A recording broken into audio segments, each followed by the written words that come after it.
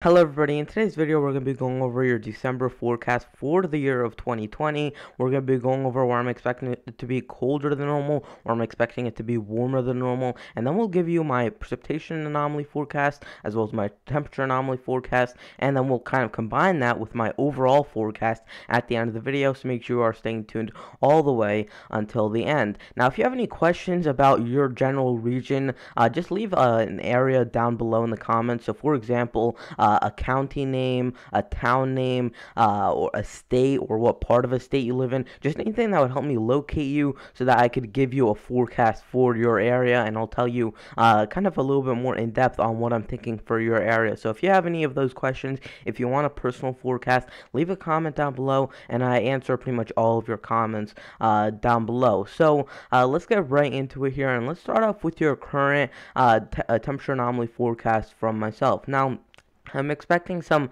warmer than normal conditions to be present for portions of the western United States from the Rockies westward, and then also curving down south into portions of Texas, Louisiana, southern Mississippi, Alabama, and Georgia, as well as much of Florida there, where I'm expecting it to be a little bit warmer than normal. Now, here is my moderately above average region, and this includes portions of the Four Corners as well as portions of Nevada and California, where I think it'll be moderately above average, a little bit more noticeable than that yellow region. So this is where I think it's going to be a lot more persistent. I think it's going to stick around for pretty much the entire month, and also this is the area that I think will be the warmest for most of the month. Now, if you're wondering why my forecast ends up the way it does with where I'm placing the cold temperatures, where I'm placing the warmer temperatures, and all of that, go check out my early look at December forecast, as well as my early look at winter video that I did. I did both of those earlier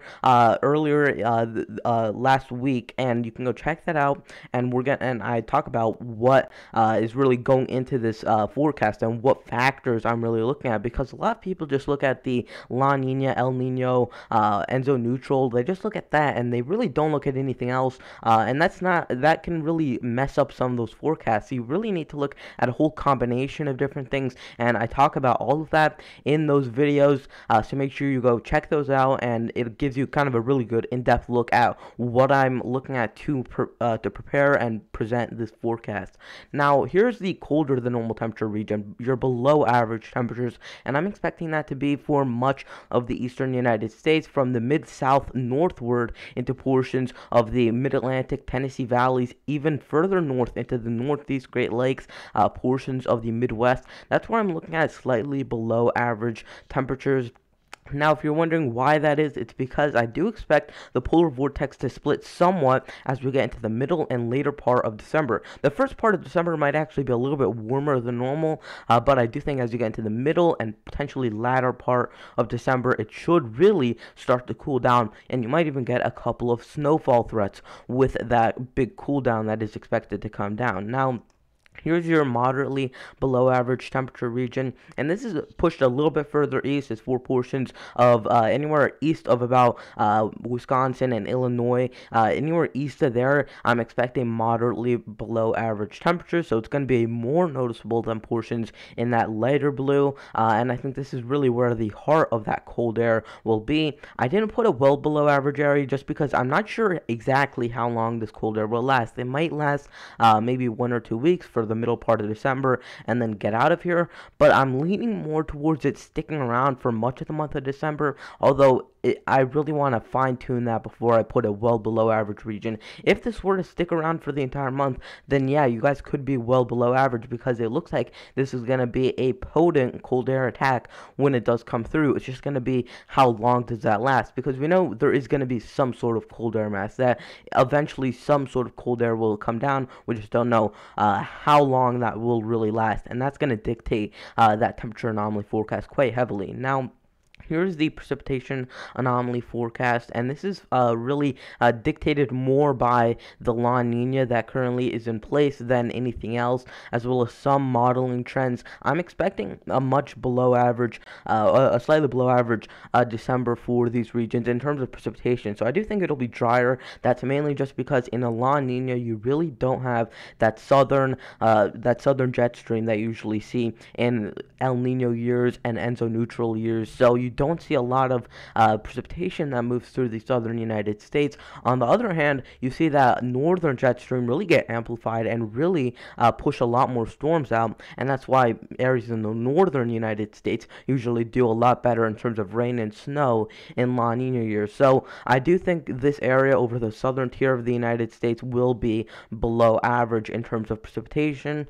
And then here's the moderately below average precipitation region. This is where I think it'll be a little bit more below average, and this includes portions of southern Texas, southern New Mexico, much of Arizona, southwesternmost Utah, southern Nevada, and much of California there. This is where I think that ridge is really going to persist throughout those regions. Don't expect a lot of rainfall out of these storms because I do think the main track will actually be from portions of the mid-south and kind of moving northward, kind of through the Tennessee and Ohio valleys. I think that'll be your main storm track through the month of December. So it's not going to really rain or snow too much in parts of the southwestern United States. That's why I put you in that moderately below average region. Now, this is where I'm expecting more precipitation than normal for the month of December, and this includes much of, again, that northern tier of the United States. This is where I think you guys are going to see more precipitation, more rainfall, and maybe even more snowfall than what is typical, and this is just very normal. And this is one of the areas of my forecast that is usually mostly dictated by the La Nina, El Nino. Usually that really isn't the case with most of my forecasts. I usually look at a lot more factors, but this is really dictated by that La Nina pattern because it all is dictated by what is the jet stream doing, and that's what the La Nina or El Nino, depending on what type of cycle we're in, is going to dictate. So if we have that southern jet stream, this is going to look a lot different. So this is really all dictated upon whether we're in a La Nina or an El Nino, and if you're curious, we are in a La Nina. So that's why portions of the northern United States are expecting above average precipitation. And then here's your moderately above average precipitation region. And again, I do expect that track to be up through the western Appalachians and then moving northward from there. And I do think those regions in the Great Lakes will get quite a bit of precipitation, as well as portions in the northwestern United States where a few storms will also come ashore. And usually that area is rainy anyway. So I do think it'll be particularly rainy for those regions. Now, here is my overall forecast, and we're going to give you a brief summation of what you should expect for the month of December. Now, I'm expecting cool and wet conditions for portions of the Northwest. I think it might be a little bit colder than normal, but I also think it'll be wetter than normal for those regions. So for Oregon and Washington, expect cool and wet conditions for the month of December. Now you move a little bit south of there, and this is where I'm expecting warm and dry conditions for much of the Southwest. This is where I think it's going to be not only warm, but it's going to be dry. And for those of you who like to go skiing in the Southwest, this is not really going to be a good time if you're to do it. Maybe you want to go later on in the winter where you might get a little bit more snowfall. That southern jet stream not being there is going to play a big role in the southern Rockies snowfall years, but in the northern Rockies, I think you guys might actually get a little bit more snowfall than typical this December, and you see that here. I think for the central and northern Rockies, where that jet stream will be a little bit more active, I think you guys will see a little bit more snowfall. In southern Colorado, northern New Mexico, I don't think you guys will see too much in the way of snowfall this December. Now here's the cold early area, and this includes portions of the Midwest and the North Central United States.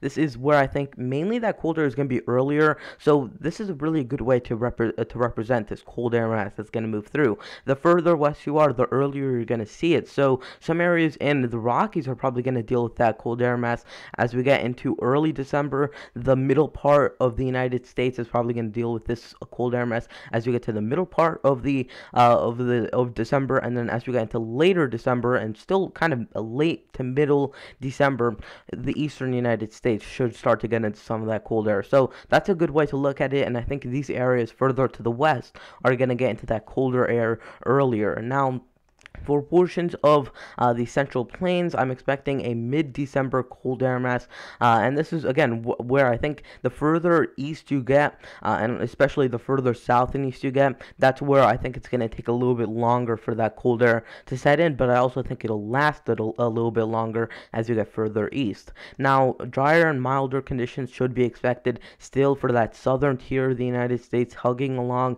the Gulf Coast. This is where I think it'll still be drier and milder, unfortunately, for those of you who like that colder and more active pattern for those areas in the Gulf states. So I do think it'll be drier and milder, although it might switch up during the winter months. You'll just have to wait and watch my winter forecast to figure that out. Now, back and forth conditions expected here. This is where I think it's going to go from cold to warm, and really this is going to take place in the early part of the month, where it's going to go from a fairly warm pattern to a fairly cold pattern for the rest of the month, I'm expecting. So that's really where the back and forth comes in. I think it's going to go probably for the first 10 or 12 days of December. It's going to be an all over the place pattern for those regions, but then it should stabilize as we get into the middle and later part of December, where I think you'll get more locked into that cold air mass. Now, in this blue area, this is where I'm expecting cold and snowy conditions late, and this is mainly because I think in the later 15 days of December, this is where I think that cold air mass will get into your regions, and I think this is where you're really going to feel that cold air mass. Maybe you get some snow out of this event as well. Now, in that white region, this is where I'm expecting a lot of snow. That I'm calling this the snow zone for portions of the Great Lakes. This is where I think that storm track will be to your east, so usually on the western and northern side of these storms, you get a lot of snow, and I do think that's going to be an optimal storm track for some of these regions to get a lot of snow. And then for portions of the Great Lakes, I'm expecting more lake effect. The lake waters are very warm. When you have warm lake waters, you actually get more snowfall because it's not as hard. Of course, with a frozen lake, there's not as much moisture that the atmosphere can pull out of there and get into and turn into lake effect. So when you have lake waters that are still in the 40s and 50s, the water temperatures, you can definitely pull up. Maybe you just get a brief northwesterly breeze, and you start to get some lake effect coming down just because of how warm those lake effect waters are from our extremely record-breaking warm summer that we had. So that's going to play a big role, and I think you are going to see more lake effect, and we've already seen a lot of lake effect for those regions. Now, that is going to wrap it up for today's video. Please consider liking the video, subscribing, and turning on notifications. If you have any questions or comments for your area, again, leave a comment down below. I answer pretty much all of your comments, and again, make sure that you are subscribed and you have your notifications turned on so you don't miss any of my daily uploads, and I'll see you guys in the next video. Goodbye.